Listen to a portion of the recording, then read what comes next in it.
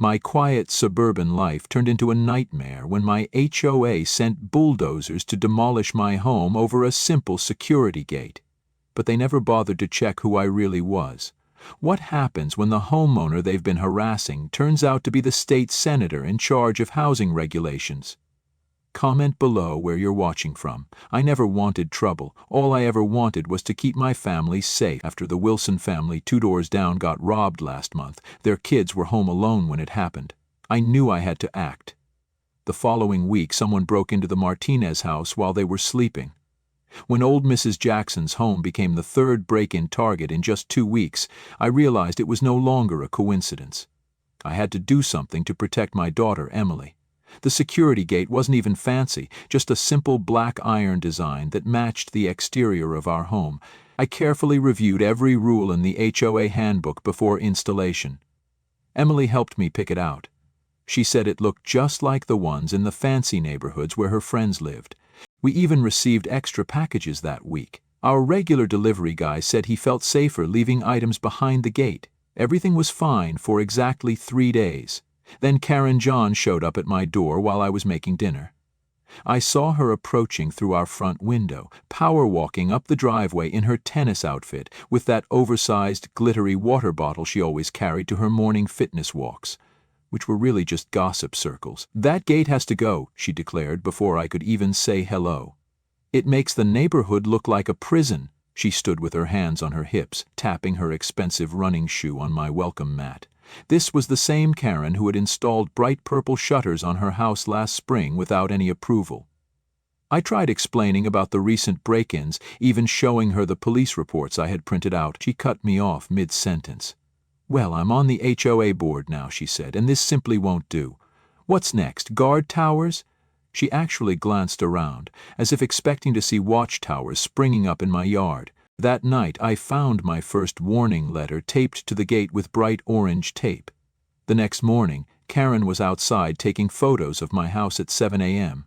I watched from the window as she paced back and forth, capturing every angle like she was building a case for court. Something felt off about how quickly that warning letter had come. So that evening I decided to check property records. Turns out Karen had only been appointed to the board 2 weeks earlier, filling a vacancy left by someone who moved away. She hadn't even been officially approved yet according to the HOA bylaws I found online. The next day, 5 more neighbors received warning letters for things like unapproved flower colors and excessive bird feeder height.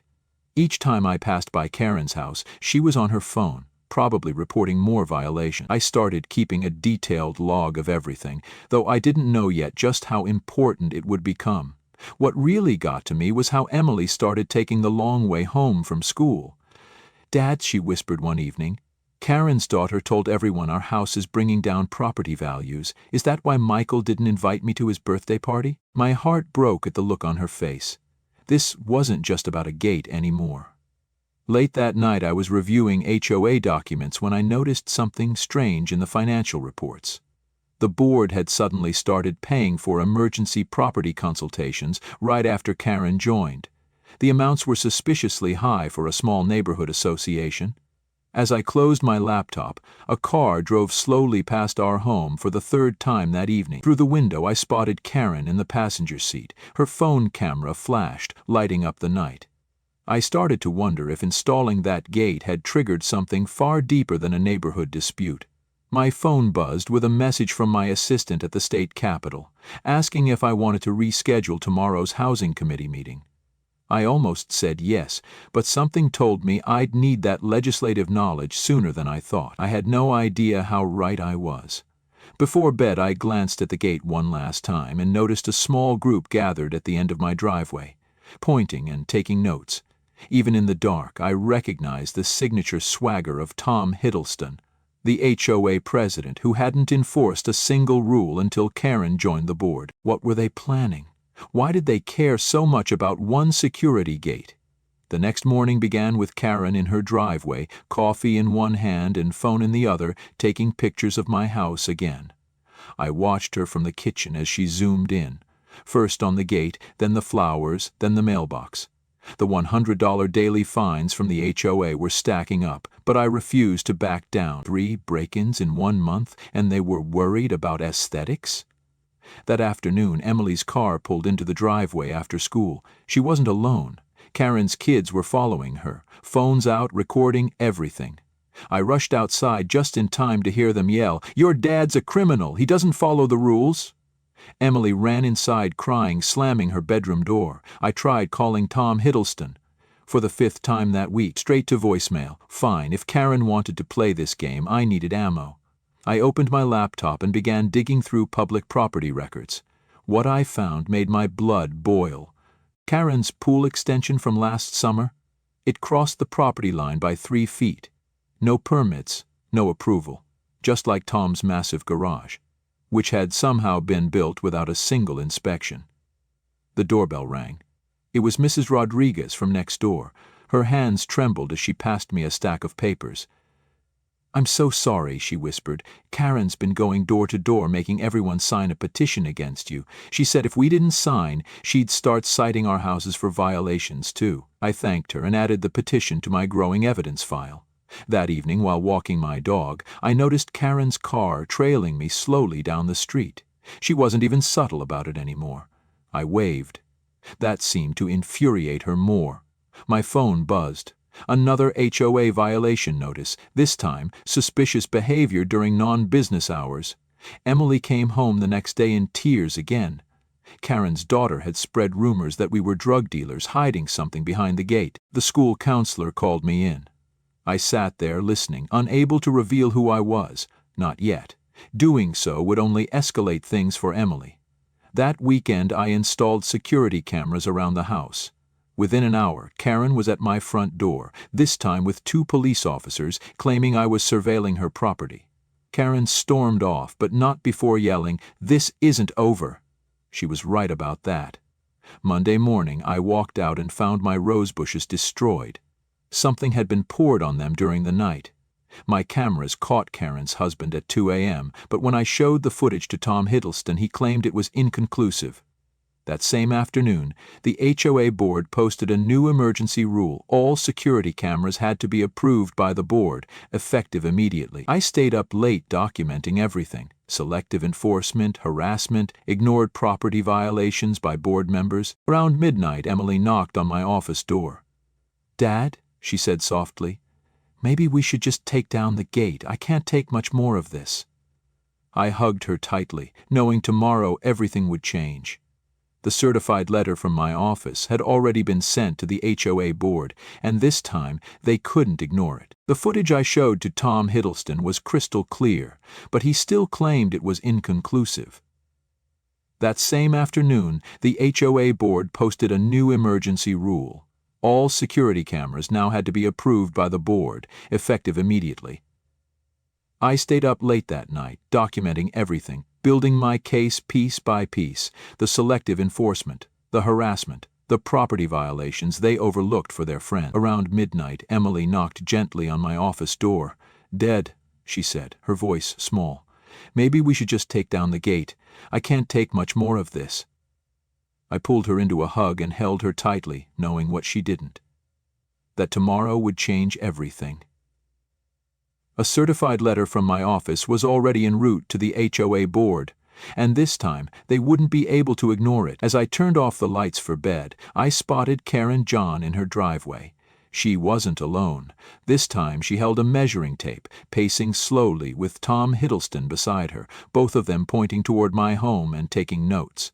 My phone lit up with a text from an unknown number. "Remove the gate by morning, or we remove it for you." I smiled, took a screenshot, and saved it as evidence. Then I went to bed.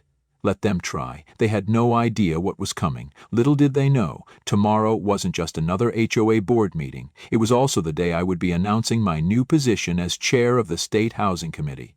But for now, I simply watched them through my security cameras as Karen and Tom plotted in the darkness, completely unaware they were about to bulldoze their way into the biggest mistake of their lives. The sound of heavy machinery jolted me awake at 6:15 a.m.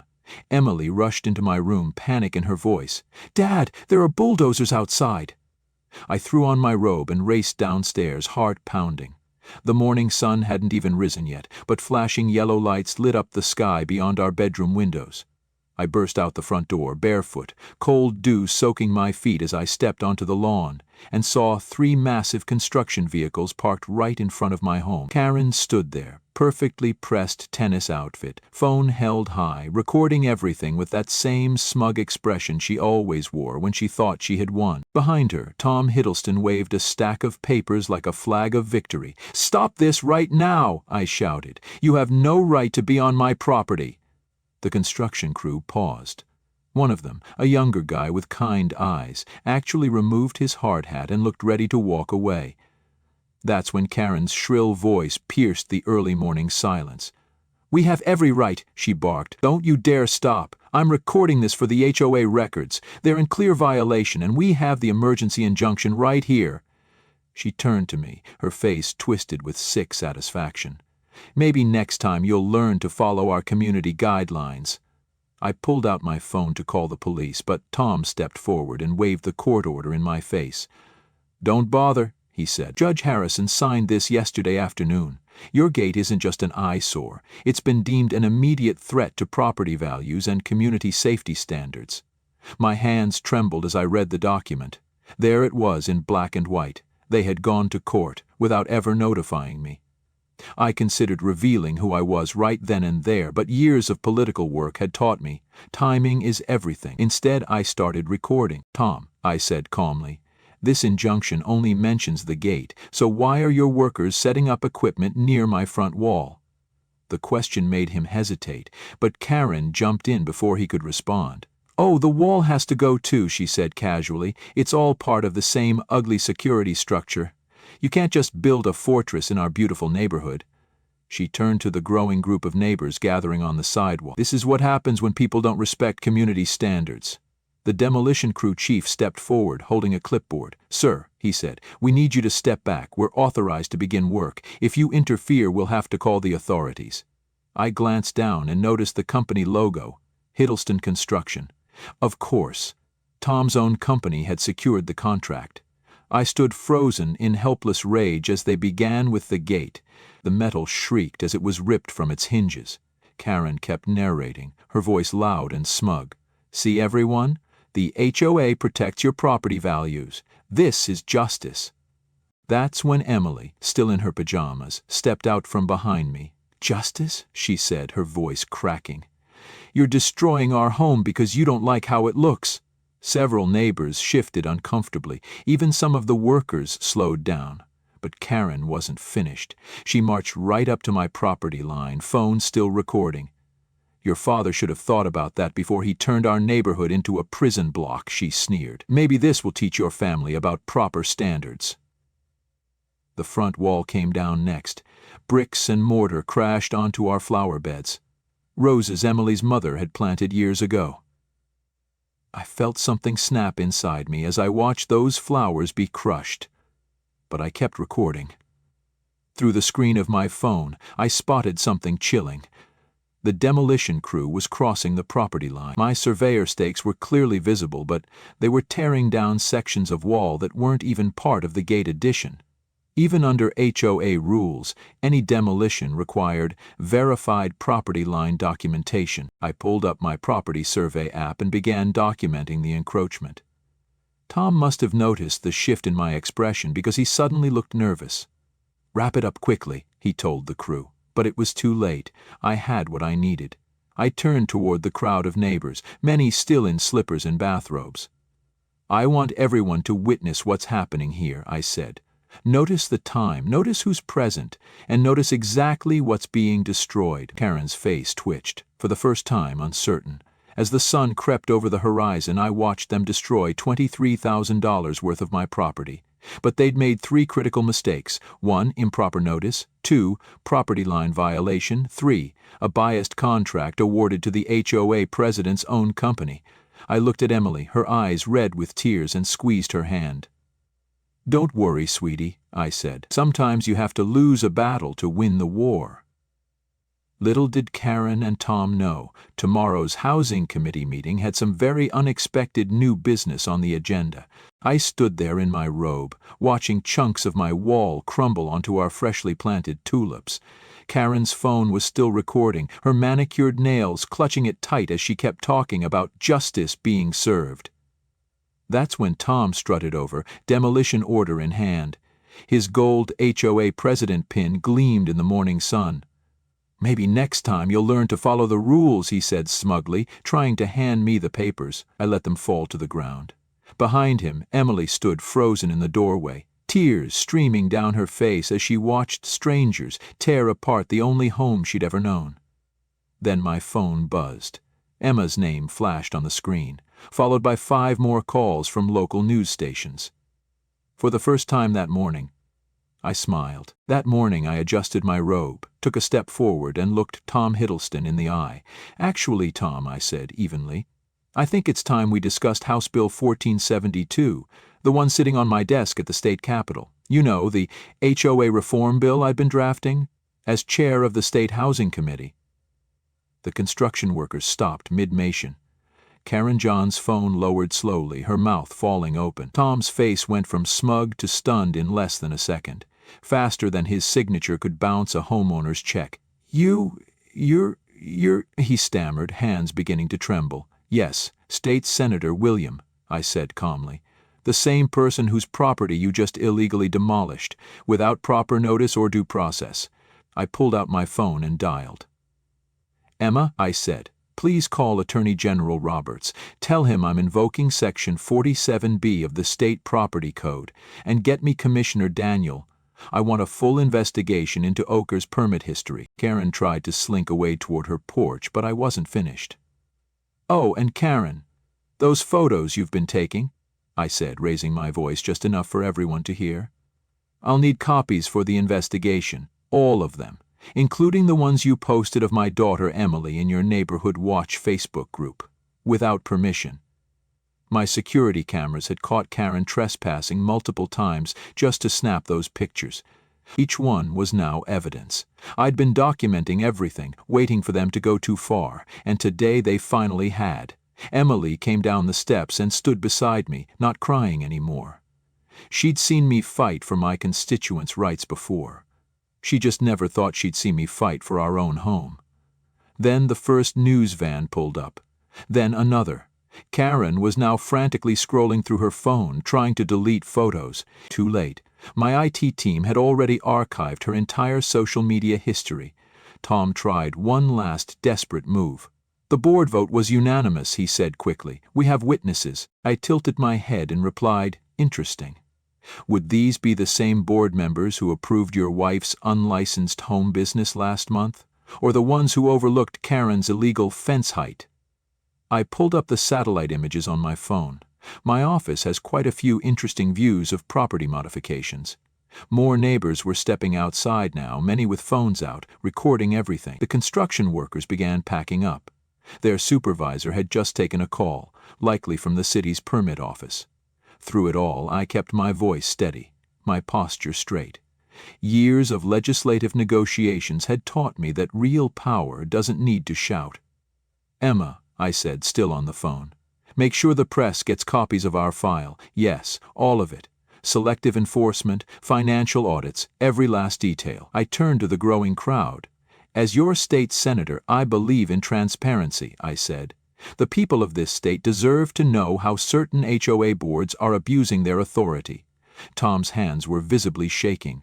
Karen had retreated to her porch, still clutching her phone like a lifeline. The demolition order? It now lay forgotten in the mud, right next to my crushed tulips and chunks of my front wall. I looked at Emily and gave her hand a gentle squeeze. "Honey," I said softly, "go get dressed for school. Mom's got some work to do." She smiled through tired eyes, understanding now that this fight was never just about a gate.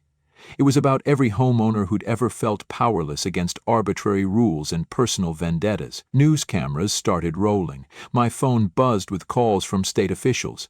I couldn't help but wonder how many other HOAs across the state were doing the same thing. By the time I was done, they'd all wish they'd never touched my gate. I didn't sleep that night. After the demolition, I spent hours on the phone. By morning, 3 state investigators knocked on my door. Their faces were grim as they reviewed photos of the destroyed wall. "Senator," said the lead investigator, Daniel, spreading out years of HOA documents across my dining table, "this goes deeper than your gate." The first red flag? Karen's backyard. Her pool, the one she bragged about in every HOA meeting, extended 4 feet beyond her property line. I remembered her smug words. Some of us know how to follow the rules. But the investigators found no permits, no approval, just a sticky note that read, "Approved TH." Tom Hiddleston's initials. Then my phone buzzed with texts from neighbors. Now that my identity was public, people finally felt safe to speak up. Mrs. Rodriguez from 2 doors down sent me photos of her rejected garden fence application, identical to the one Karen had installed last summer. The Peters family shared emails showing they'd been fined $500 for their daughter's rainbow-painted mailbox, while Tom's son had an entire mural on his garage. I invited the investigators to the next HOA meeting. Karen walked in wearing her usual smirk, but it vanished the moment she saw their badge. Tom tried to carry on like nothing was wrong. "First agenda item," he said, his voice cracking, "unapproved modifications." That's when Daniel stood up. "Let's discuss modifications," he said, projecting a map onto the wall. Red circles appeared, 23 violations at board members' homes, Karen's pool, Tom's garage, the treasurer's unauthorized deck, the secretary's unpermitted basement. Each image landed like a punch. I watched their faces morph from confusion to fear. Emily had been quiet since the demolition, but that night she helped me sort through a massive pile of documents from concerned neighbors. "Mom," she whispered, pointing to a bank statement someone had submitted, "look." The HOA's emergency fund had been making monthly payments to a company owned by Tom's wife. The investigation revealed years of favoritism. Families who questioned the board were hit with instant fines, threats, or public shaming. Meanwhile, Karen's circle enjoyed exemptions and fast-tracked approvals. My gate? It wasn't an emergency, it was punishment for refusing to bow to their control.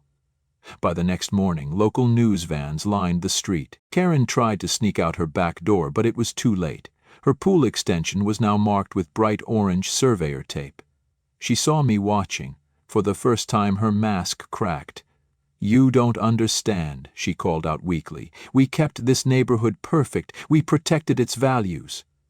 I walked slowly to the demolished wall where Emily's roses lay crushed.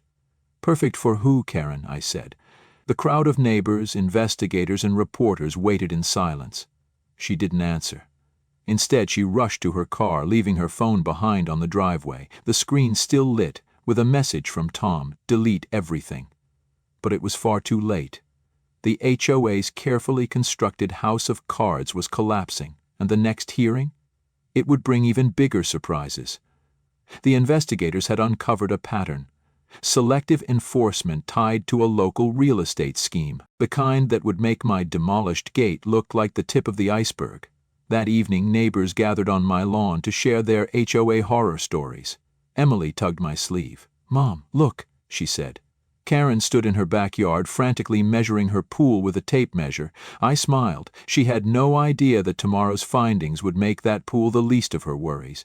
The real question wasn't about my gate anymore, or even about Karen and Tom's corruption. As I watched investigator Daniel photographing Karen's illegally extended pool, one thought echoed louder than the rest.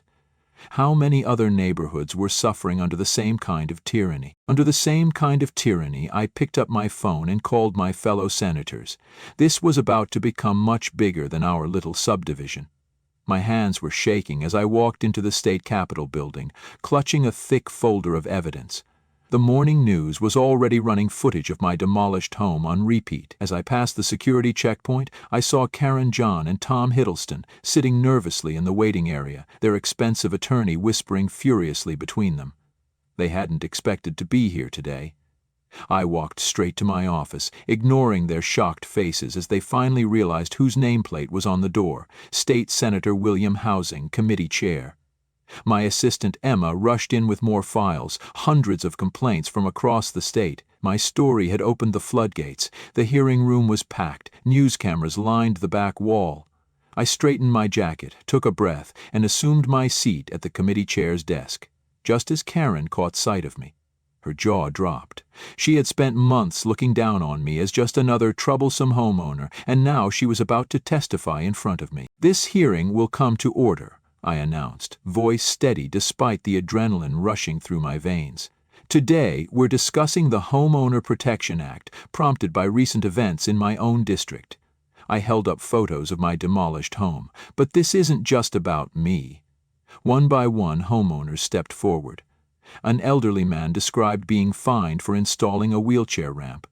A single mom recounted how her kid's treehouse had been torn down while they were at school. Each testimony made Karen shrink lower in her seat. Then came the property records my team had uncovered. I projected them on the screen behind me, starting with Karen's illegal pool, which had somehow received immediate approval, and moving on to Tom's unpermitted garage addition that was mysteriously overlooked. There were also landscaping contracts awarded to board members' relatives without bids. "Mrs. Thompson," I said, calling Karen to testify. She stood, stiff, her smile faltering. "Could you explain why my security gate was considered an emergency violation requiring immediate demolition while your non-permitted pool expansion was approved in a single day?" She fumbled for words, rambling about property values and neighborhood character. Her lawyer kept trying to whisper in her ear, but she wouldn't stop talking. With each sentence, she buried herself deeper. "And Mr. Hiddleston," I continued, turning to Tom, who was visibly sweating through his tailored suit, "our financial records show that the demolition company that destroyed my home is owned by your brother-in-law. Would you care to explain that connection?" The room erupted in murmurs. His lawyer advised him not to respond, but the damage had been done. My colleagues on the committee exchanged glances. This was no longer just about one rogue HOA. This was systemic. I unveiled the new bill and walked through each protection in clear terms. No more selective enforcement, no more conflicts of interest, no more emergency demolitions without court-reviewed approval, real appeals processes, clear enforceable rules for everyone. Near the back of the room, Emily slipped in quietly. She had missed school that day. With permission, of course. She caught my eye and gave me a small thumbs up. Then came the vote. One by one, my colleagues raised their hands. The bill passed unanimously. As Karen and Tom rushed out of the hearing room, ducking from the cameras, I overheard Emily telling a reporter, "That's my mom. She taught me that when bullies break your toys, you don't get mad. You change the rules so they can't break anyone else's." Outside the room, other HOA residents were already lining up to share their stories. My simple security gate had uncovered something much larger. Looking at their hopeful faces, I realized this was just the beginning. But then my phone buzzed. A new text popped up from an anonymous source, and I had to wonder, had I stumbled into something even darker buried within our state's housing system? That afternoon, I stood at my podium in the state capitol as the final vote was formally announced. The Homeowner Protection Act had passed without a single vote against it. The look on Karen's face, seated silently in the front row, was worth every stressful moment she'd put my family through that year. Cameras flashed as I signed the bill into law. "This," I said into the microphones, "is a victory for every homeowner who has ever faced unfair treatment at the hands of unchecked HOA power." Behind me, I spotted Tom Hiddleston, tugging at his collar as reporters hounded him. The state's investigation had uncovered much more than their vendetta against my gate. The very next morning, 3 moving trucks lined Karen's driveway. Her illegal pool extension would now have to be removed under the new inspection laws. Tom's unpermitted garage had already received a demolition notice. The very rules they used to terrorize others were finally being used to hold them accountable. From our kitchen window, Emily watched quietly. "Dad," she asked, "remember when she told her kids not to play with me because we were troublemakers?" I nodded, placing an arm around her shoulder. "Well," she said, "now look who's leaving the neighborhood." A local news van pulled up just as Karen was loading her precious garden gnomes into the back of her SUV. I hadn't called them. Apparently several neighbors had tipped off the reporters about the HOA queen being forced to move. Karen's face turned red when she saw the cameras. For once, she didn't rush over to give an interview. My phone buzzed again. It was a message from Emma. The State Ethics Board had just completed their review. Tom Hiddleston and 3 other board members would be paying hefty fines for years of selective enforcement and illegal decisions. Their emergency demolition of my property had cost them their reputations and careers. Tom lost his real estate license. Karen had to shut down her home-based property consultation business. Later that day, I stepped outside to check the mail. Across the street, Mrs. Rodriguez waved at me. She had been the first to speak up. When the HOA targeted her traditional holiday decorations while ignoring Karen's year-round plastic flamingo collection, now her beautiful papel picado banners fluttered proudly, fully protected under the new law's cultural expression provision. A car slowed down in front of our house. Behind the wheel was Karen's oldest son, Michael. He rolled down the window. "Sir, I wanted to apologize. My mom made us do a lot of things we knew weren't right." I smiled, walking over. "Water under the bridge, Michael. Sometimes the best lessons come from learning how not to treat people." Just then, Emily came running out of the house with an envelope. "Dad," she called, "the neighborhood association elections are next week." The HOA had been reformed under the new law: term limits, oversight, transparency. Several of my neighbors had nominated me to serve as president. I thought back to how all of this began, with one simple black iron gate. Looking at the new one, installed legally under reformed guidelines, I felt a deep satisfaction. Not because I had gotten revenge, but because I had used my role to make things better for every homeowner in our state. Our security cameras caught Karen driving by one last time. She slowed down and stared at our home. I waved. She sped off. My phone rang again. It was the governor. "Senator," she said, "there's something you should know. We're getting calls from other states wanting to adopt your bill. How would you feel about taking this national?" I looked over at Emily, who had been listening from the doorway, her smile wide and proud. I thought of all those late nights she spent helping me research similar cases from across the country, and I knew right then our fight wasn't over. It was only just beginning. That evening, after reading more messages from across the country, our doorbell rang. It was Michael again, this time with his younger sister, Ashley. "Can we help put up campaign signs for your re-election?" Ashley asked, shyly, holding a small stack of them. "Mom's moving in with Aunt Susan in the next county," Michael added, glancing down the street. "But we're staying here with Dad. He says you taught everybody an important lesson." I raised an eyebrow. "Oh yeah? What lesson is that?" Michael smiled. "That using power the right way doesn't mean control. It means protecting people who can't fight back." My quiet suburban life turned upside down when the HOA sent bulldozers to demolish my home over a simple security gate. What they didn't realize was that I'm a state senator, the one in charge of housing regulations. Their abuse of power backfired spectacularly. All I wanted was to protect my daughter Emily after a string of neighborhood break-ins. I followed every rule, yet Karen John and Tom Hiddleston turned our gate into a vendetta. They broke laws, crossed property lines, and tried to destroy our family. But they forgot one thing: I kept receipts. What started as HOA harassment became the beginning of a statewide movement. We passed new laws, exposed corruption, and gave power back to the homeowners. The lesson? When people abuse authority, don't just fight back. Rewrite the rules.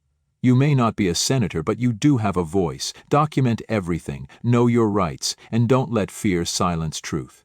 If this story resonates with you, or you've experienced something similar, follow and subscribe to the HOA Revenge channel. We're sharing real stories, real laws, and real wins. Your home deserves protection, and your community deserves justice. This isn't just entertainment, this is empowerment. Join the fight. You're not alone.